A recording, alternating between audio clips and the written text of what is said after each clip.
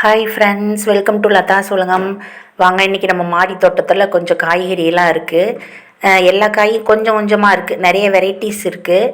பச்சை மிளகாயிலே ஒரு 3 வகையான பச்சை மிளகாய் இருக்குது. அது எல்லாத்தையும் பறிக்கிறத பார்க்கலாம் வாங்க. ஃபஸ்ட்டு வந்து செடியை வர கொஞ்சம் இருக்குது. இந்த இந்த ஓரத்தில் கொஞ்சம் நிறைய செடி இருக்குது. அதிலிருந்து கொஞ்சம் அவரைக்காய் பறிச்சுக்கலாம். அப்புறம் கொஞ்சம் வெண்டைக்காய் பறிச்சுக்கலாம். இது வந்து சிகப்பு வெண்டை. இது வந்து காய்ச்சி முடிக்க போகுது இந்த செடி. அப்புறம் இந்த இந்த சைடு வந்து மிதிப்பாகல் போட்டிருக்கேன். ஒரு 2-3 க்ரோ பேக்கில் போட்டிருக்கேன். இந்த ப்ளூ கலர் ட்ரம் இருக்குது இல்லைங்களா, 50 லிட்டர் ட்ரம்மு, அதில் போட்டிருக்கேன். மிதிப்பாகல் வந்து சூப்பராக இருக்குங்க, உடம்புக்கு ரொம்ப நல்லது.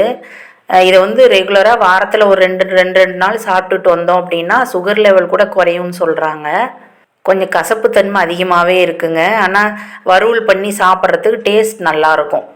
நமக்கு வந்து கசப்பும் துவர்ப்பும் தான் நோய் வராமல் காக்கிறதுக்கான சுவைகள்னு டாக்டர்லாம் சொல்கிறாங்க. எந்த அளவுக்கு கசப்பும் துவர்ப்பும் அதிகமாக எடுக்கிறோமோ அந்த அளவுக்கு நம்ம உடம்புல நோய் எதிர்ப்பு சக்தி இருக்கும்னு சொல்கிறாங்க. கொஞ்சம் தக்காளியும் பறிச்சுக்கலாங்க, கூடவே சிகப்பு வெண்டையும் பறிச்சுக்கலாம். சிகப்பு வெண்டை காய்ச்சி முடிக்க போகுது. மிதிப்பாகல் பாருங்கள், ஒரு 1/4 கிலோவுக்கு மேலே இருக்கும்னு நினைக்கிறேன். இன்னும் கொஞ்சம் சிகப்பு வெண்டை இருக்குது ஒரு 3 செடியில், அதையும் பறிச்சுக்கலாம். ஒரு செடிக்கு ஒரு காய் தாங்க இருக்குது, சில செடியில் 2 காய் கூட இருக்குது. கொஞ்சம் கத்திரிக்காய் இருக்குது, பச்சை கத்திரிக்காய். இந்த காய் வந்து சின்ன சின்னதாக தாங்க வைக்கிது ஸ்டார்டிங்லேருந்தே. காய் பெரிய காயாக ஆக மாட்டேங்குது. இது என்ன சத்து குறைபாடாக என்னன்னு தெரியலை. காய் வந்து குட்டி குட்டியாக தான் இருக்கும். அப்புறம் இது வந்து கொத்தரங்காயில் வந்து நல்லா ஹைட்டாக போகிற கொத்தரங்காயும் இருக்குது. இது வந்து பலகலை கொத்தவரை அப்படின்னா நிறைய பிரான்ச்சஸ் இருக்கும், அதுலேயே ஒரு 5-6 பிரான்ச் மாதிரி பிரிஞ்சு வரும். காய் வந்து குட்டை குட்டையாக இருக்கும். அப்புறம் இதில் அவரைக்காய் விதை இருந்துச்சு, செடியை வர விதை, அது கூட ஒரு காய் இருந்துச்சு, எடுத்து வச்சுருக்கேன். இது வந்து ஆடிப்பட்டத்துக்கு போடுறதுக்கு யூஸ் பண்ணிக்கலாம். இந்த விதையை காய வச்சு எடுத்து வச்சுக்கிட்டோன்னா, அப்படியே அந்த தோலோடையே எடுத்து வச்சுக்கிட்டோன்னா யூஸ் பண்ணிக்கலாம். கொஞ்சம் தக்காளி இருக்குங்க, அதையும் பறிச்சுக்கலாம். இன்னொரு செடியில் இங்கே தக்காளியும் சிகப்பு வெண்டைக்காவும் இருக்குது, அதையும் பறிச்சுக்கலாம். இந்த தக்காளி குட்டி குட்டி தக்காளியாக தான் இருக்குது இந்த செடியில். சேப்பங்கிழங்கும் கொஞ்சம் போட்டிருக்கேன். மிதிப்பாகல் வந்து நிறைய காய் இருக்குது, பார்க்கலாம். பறித்து முடிச்சுட்டு எவ்வளோ காய் வருதுன்னு பார்க்கலாம். எல்லா காயிலையும் கொஞ்சம் கொஞ்சம் காய் இருக்குது. அப்புறம் பீக்கங்காய் பிஞ்சு விட்டுருக்கு பாருங்கள், இது வந்து இன்னும் 1 வாரம் கழித்து பறிச்சுக்கலாம். தக்காளி செடியும் காய்ச்சி முடிக்க போகுது. அப்புறம் பர்பிள் அவரை பறிச்சுக்கலாம். பர்பிள் அவரை செடி ஒரு 2 கேனில் போட்டிருக்கேன். மொத்தமாகவே 3 செடி தான் போட்டிருக்கேன், ஆனால் சூப்பராக காய்க்குது. இந்த லைனில் பாருங்கள், மருதாணி, லெமன் கிராஸ், பிரண்டை, மெக்சிகன் கீரைன்னு சொல்லுவோம்ல, மாயன் கீரை, அந்த கீரை, இது எல்லாமே இந்த லைனில் வச்சுருக்கேன். நொச்சி இருக்குங்க, நீங்கள் இப்போ பார்த்துட்ருக்கு இந்த அவரைக்காய் செடி ஓரம் பார்த்துட்ருக்கீங்க பார்த்தீங்களா, இது வந்து கருநொச்சி. இது வந்து சளி பிடிச்சது அப்படின்னா ஆவி பிடிச்சோம், இந்த இலையை எடுத்து போட்டு வேப்பலை, துளசி, கருநொச்சி இதெல்லாம் போட்டு ஆவி பிடிச்சோன்னா ஒரு 2 தடவை பிடிச்சோன்னாலே நல்லா இம்ப்ரூவ்மெண்ட் தெரியும். நாட்டு தக்காளி பாருங்கள், குண்டு குண்டாக சூப்பராக இருக்குது, நல்ல கலர்ஃபுல்லாக இருக்குது, ரெட்டிஸாக இருக்குது. இந்த பர்பிள் அவரை செடியும் நம்ம கோழி அவரை செடி இருக்குது பார்த்திங்களா, அதே மாதிரி தான் இருக்குது செடி. பூவும் வந்து அந்த ஒரு மாதிரி வைலட்டும் பிங்க்கும் கலந்த மாதிரி அழகாக இருக்குது அதோட பூவு. பர்பிள் அவரை அடுத்த ஆடிப்பட்டத்துக்கும் கண்டினியூ பண்ணுறதுக்காக கொஞ்சம் விதை எடுத்து வச்சுருக்கேன். இதில் பாருங்கள், இந்த லைனில் சிகப்பு கொடிப்பசலை போட்டிருக்கேன் பாருங்கள், சூப்பராக தளைஞ்சி வந்திருக்கு. இப்போ வந்து இதை எடுத்து தரையிலையும் வச்சுருக்கேன், கட் பண்ணி வச்சுருக்கேன். இதுலேயே லெமன் கிராஸும் இருக்குது பாருங்கள். இன்னும் லெமன் கிராஸ் நான் யூஸ் பண்ணவே இல்லைங்க. லெமன் கிராஸில் டீ போடணும் சீக்கிரத்தில். அப்படியே அந்த லீஃபை கட் பண்ணி கொதிக்க வச்சு நமக்கு வேணும்னா தேன் கொஞ்சம் கலந்து குடிக்க வேண்டியது தான்.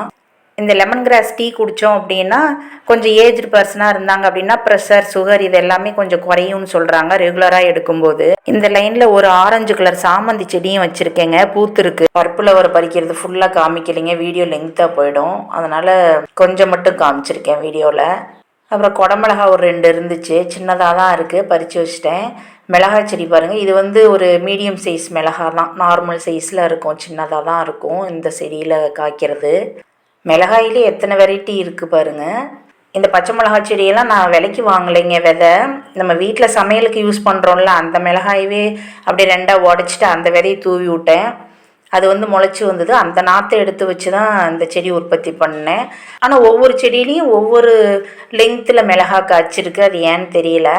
வீட்டு மிளகாய் நாற்று விடும்போது அது கூடவே காஷ்மீரி மிளகாயும் ஒன்று நாற்று விட்டுருந்தேங்க. ரெண்டையும் ஒரே இதில் தான் விட்டுருந்தேன். அது வந்து கலந்துருச்சு போல். நீளமான மிளகாய் அடுத்தது பறிக்க போகிறேன் பாருங்கள் ஒரு செடியில். அது வந்து காஷ்மீரி மிளகாயா என்னன்னு தெரியல. இந்த செடி மிளகாய் பாருங்கள், முதல்ல பறித்த மிளகாயை விட கொஞ்சம் நீளமாக இருக்குது. இந்த ரகத்தில் ஒவ்வொரு செடி தான் இருக்குது. பச்சை மிளகாயில் வந்து குண்டு குண்டாக இருக்கிற மிளகாயை விட நீளமாக வத்தலாக இருக்குதுல்ல, அந்த மிளகாய் தான் வந்து நல்லா காரம் இருக்கும்னு சொல்கிறாங்க. நான் வந்து பச்சை மிளகாய் அதிகம் கடையில் வாங்குறதே இல்லைங்க. எப்படி மாற்றி மாற்றி செடி வந்து நம்ம மாடி தோட்டத்துலேயே இருக்கும். வீட்டில் வந்து ஒரு 2-3 கேன் தரையில் வச்சு கூட மிளகாய் செடி நட்டுக்குவேன். அது வந்து அப்பப்போ அவசரத்துக்கு பறிச்சுக்க யூஸ் பண்ணிக்குவேன். இது பாருங்கள், இப்போ 2ஆவதாக பறித்ததை விட இது கொஞ்சம் நீளமாக இருக்குது. ஒரு மிளகாயோட லெங்க்த்து 10 சென்டிமீட்ரு வரும் போல். நம்ம சின்ன ஸ்கேல்லேயே 3/4 ஸ்கேல் நீளத்துக்கு இருக்குது. இதுவும் ஒரு செடி தான் இருக்குது. இந்த 3 வெரைட்டியுமே ஒவ்வொரு செடி இருக்குது. மிளகாய் செடி வந்து நம்ம ஒரு 15 கேனில் 15 செடி போட்டுக்கிட்டோம் அப்படின்னாக்கா நம்ம வீட்டு தேவைக்கு பச்சை மிளகாய் போக வருஷத்துக்கே ஆகிற மாதிரி அந்த பழுத்த மிளகாயும் கிடச்சிரும். அந்த மிளகாயே வந்து இப்போ க்ரீனாக இருக்குல்ல, அப்புறமா பழுத்துச்சுன்னா ரெட் ஆகி அதை பறித்து நம்ம காய வச்சு வரமிளகாயை யூஸ் பண்ணிக்கலாம்.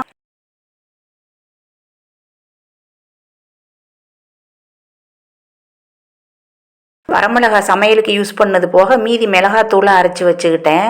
இது வந்து நாட்டு வெண்டைக்காய் ஃப்ரிட்ஜ் பாக்ஸில், பழைய ஃப்ரிட்ஜ் பாக்ஸில் வச்சுருக்கேன். செடி பாருங்கள் சூப்பராக நல்ல செழுமையாக இருக்குது. நிறைய காய் கொடுத்ததுங்க. நல்ல கிளையாக பிரிஞ்சு போய் ஒரு வேளை பெரிய கண்டெய்னரில் வைக்கவும் அப்படி சூப்பராக இருக்கா என்னன்னு தெரியலை. நல்ல பிரான்ச்சஸ் நிறைய விட்டு ஒரு பிரான்ச்சுக்கு ஒரு காய் இருக்குங்க.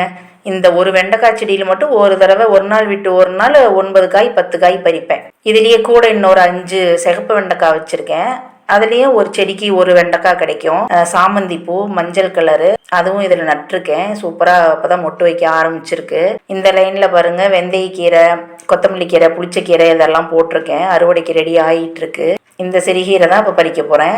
அடுத்து இதுலேயே இந்த லைன்லேயே பாருங்கள், இந்த கீரை சூப்பராக இருக்குது பாருங்கள். இதுவும் சிறுகீரை தான். இதுவும் அடுத்தது பறிக்கணும். இதில் செங்கீரை இருக்குது, புதினா போட்டிருக்கேன். இப்போ இந்த க்ரோ பேக்கில் இருக்கிற எல்லாமே பறிச்சிடலாம். அந்த கீரை ஃபுல்லாக பறித்தோன்னா தான் நமக்கு ஒரு தடவைக்கு பொரியல் பண்ணுறதுக்கு சரியாக இருக்கும். கீரை நல்லா பெருசாகிருச்சுங்க. இந்த சிறுகீரை வந்து நான் ஏற்கனவே நம்ம மாடியிலிருந்து ஒரு செடி விதைக்கி விட்டுருந்தேன். 2 செடி விட்டுருந்தேன் 2 பாட்டில். அதிலிருந்து விதையை தான் எடுத்து வச்சு போட்டேன். சூப்பராக முளைக்குது.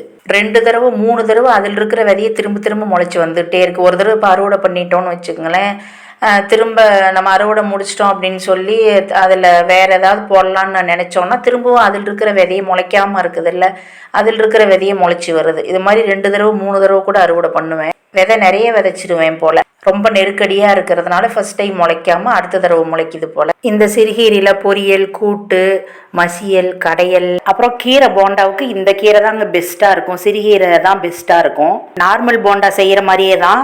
அதுக்கு சேர்க்குற பொருள் கூட இந்த சிறுகீரையை சின்னதாக கட் பண்ணி போட்டு செஞ்சோன்னா டேஸ்ட் அல்டிமேட்டாக இருக்கும். ஃபீவர் இருக்கும்போது கூட இந்த சிறுகீரையை டாக்டர்லாம் சாப்பிட சொல்லுவாங்க. இந்த கீரை பொரியல் ஈஸியாக ஜீரணம் ஆகிடும். இப்போ இருந்த சிறுகீரை எல்லாத்தையும் பறித்து வச்சுட்டேன். பாருங்கள், பார்க்குறதுக்கே கலர்ஃபுல்லாக இருக்குது இந்த ட்ரே. அடுத்து வந்து ஒரு இந்த மஞ்சள் அரளி செடி இருக்குது இல்லைங்களா, ஒரு சைடு வச்சுருக்கேன். அந்த செடியிலையும் சிறுகீரை விதை, இதுக்கு பக்கத்தில் தான் அந்த கீரை ஒரு செடி இருந்துச்சு. அந்த விதை விழுந்து இதில் முளைச்சிருக்குங்க. கீரை செம்ம செழுமையாக இருக்குது. கொஞ்சம் கீரை தான் இதில் இருக்குது, அதனால் சூப்பராக இருக்குது. நல்ல க்ரீனிஷாக. இதுலேயே ஒரு 15-20 கீரை போல் இருக்கும் போல். நல்லா வளர்ந்துருக்கு. இதையும் பறிச்சிட்டோம்னா அதோட சேர்த்து பொரியல் பண்ணிக்கலாம். மஞ்சள் அரளி செடி பாருங்கள், இந்த சின்ன கேனில் தான் வச்சுருக்கேன். 20 லிட்டர் வாட்டர் கேனில். ஒரு மீடியமான ஹைட்டில் தான் இருக்குது. ரொம்ப பெரிய செடியாக வளர்றதில்ல. அப்பப்போ பூக்கும். மாடி தோட்டத்தில் நிறைய இந்த கலரில் வைக்கணும் செடியெல்லாம். அவ்வளோதாங்க. இப்போ இந்த கீரையும் கொண்டு போய் அதோட வச்சிடலாம். இப்போ இருந்த காய்கறி கீரையெல்லாம் பறிச்சாச்சுங்க. அடுத்து கொஞ்சம் சாமிக்கு பூ வேணும், அதையெல்லாம் பறிச்சுக்கலாம். காமிக்கிறேன் பாருங்கள். இப்போ பார்த்திங்கன்னா செவ்வரளி, வாடாமல்லி, பீக்கங்காய் பூ, அப்புறம் இந்த சாமந்தி பூ ஆரஞ்சு கலர், இதெல்லாம் அங்கே நம்ம தோட்டத்தில் இருக்குது. டேபிள் ரோஸும் இருக்குது, பன்னீர் ரோஜா இருக்குது. இந்த மாதிரி கலர்ஃபுல்லாக இருந்தது அப்படின்னாவே நிறைய பீஸ் அட்ராக்ட் பண்ணுறதுக்கு மாடி தோட்டத்துக்கு ரொம்ப ஹெல்ப்ஃபுல்லாக இருக்கும். இப்போ வாங்க நம்ம சாமிக்கு பூ பறிச்சுக்கலாம். இது வந்து அடுக்கு செவ்வரளி, நல்லா சூப்பராக பூ நிறைய பூத்துருக்கு. இந்த 20 லிட்டர் வாட்டர் கேனில் தாங்க வச்சுருக்கேன். செடி நல்லா ஹைட்டாகவே தளைஞ்சிருக்கு. பூவும் இருக்குது, நிறைய பூ இருக்குது. நான் சாமிக்கு அப்பப்போ பறித்து வைப்பேன். இந்த அடுக்கு செவ்வரளி வந்து நம்ம சாதா செவ்வரளி பார்த்திங்கன்னா அந்த பெட்டல்ஸ்லாம் அப்படியே ஒரு லேயர் மட்டும்தான் இருக்கும். இந்த அடுக்கு செவ்வரளியில் அடுக்கடுக்காக இருக்கும், ஒரு 3-4 லேயர் போல் இருக்கும். நல்லா டார்க் பிங்க்கில் அவ்வளோ ஒரு அட்ராக்டிவ் கலராக இருக்குங்க. எங்கேருந்து பார்த்தாலும் தெரிகிற மாதிரி பளிச்சுன்னு ஒரு கலரு. இப்போ இருந்த செவ்வரளி பறிச்சிட்டேங்க. அடுத்தது வந்து கொஞ்சம் சந்தன முல்லை இருக்குது. இந்த பூ அவ்வளோ வாசம். இதை வந்து கொடிமுல்லைன்னு கூட சொல்லுவாங்க, அந்திமல்லின்னு சொல்லுவாங்க. கொடியாக ஏற்றி விட்டோம் அப்படின்னா வீட்டுக்கெல்லாம் நிறைய வீட்டில் நானே பார்த்துருக்கேன். ரொம்ப ஆசையாக இருக்கும் பார்க்கவே. அப்படியே வீட்டில் பந்தல் ஃப்ரண்ட்டில் பந்தல் மாதிரி போட்டு அது மேலே ஏற்றி விட்டுருப்பாங்க. ஒரு ஆர்ச் மாதிரி கூட டெக்கரேட் பண்ணியிருப்பாங்க இந்த செடியை வச்சு, இந்த கொடியை வச்சு. அவ்வளோ அழகாக இருக்கும், நல்ல வாசனை வரும். இது வந்து சீக்கிரமாக வாடிடும், அதனால் அதிகமாக தலையில் வைக்கிறது இல்லை. கொஞ்சமாக இருந்துச்சுங்க இந்த சந்தனம் உள்ள, அதையும் பறிச்சிட்டேன்.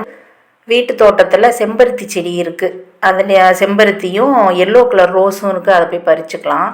செம்பருத்தி செடி ஒரு 10 பூ போல் இருக்குது. இது வந்து சாமி படத்துக்கு ஒவ்வொரு படத்துக்கும் ஒவ்வொரு பூ வைக்கிறதுக்காக இந்த பூவையும் பறிச்சுக்கிறேன்.